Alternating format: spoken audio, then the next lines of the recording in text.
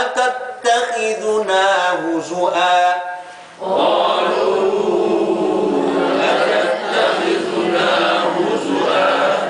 قال أعوذ بالله أن أكون من الجاهلين. سلام.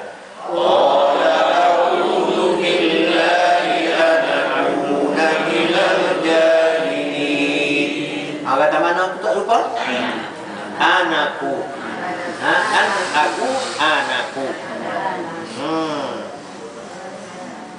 Mana ni hak tak faham. Usu'ah ni dia apa dia ni dia? Dia usu'ah. Dia baca dengan hamzah. Ya? Baca dengan hamzah. Jadi mak awak suruh baca kita belakang. Bukan. Dia kita nak kenal pak dia.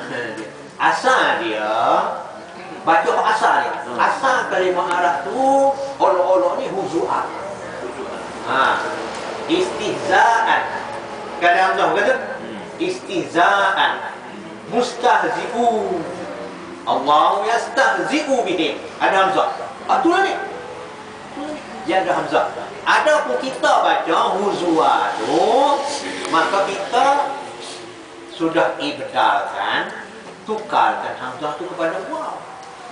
Hak kita ni jadi pelik. Hak dia tidak pelik dah. Tapi bagi kita, kerana kita biasa baca huzu'ah, maka bila huzu'ah kita rasa pelik. Tidak. Hak peliknya hak kita tu. Pasal asalnya huzu'ah, kita baca huzu'ah.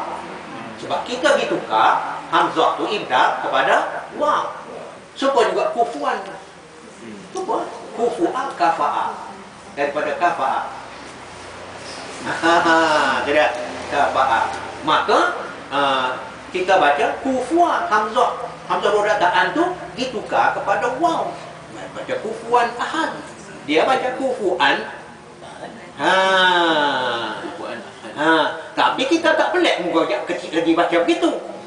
Tapi bagi orang sana, orang di Arab sana tak sama sekali apa nama ni. Orang di Maghribi, orang di Mesir, tapi orang di Mesir tu sekarang ni banyak baca cara kita.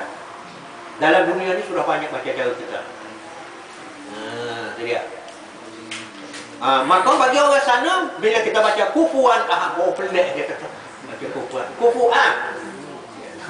Kita baca huzu'an.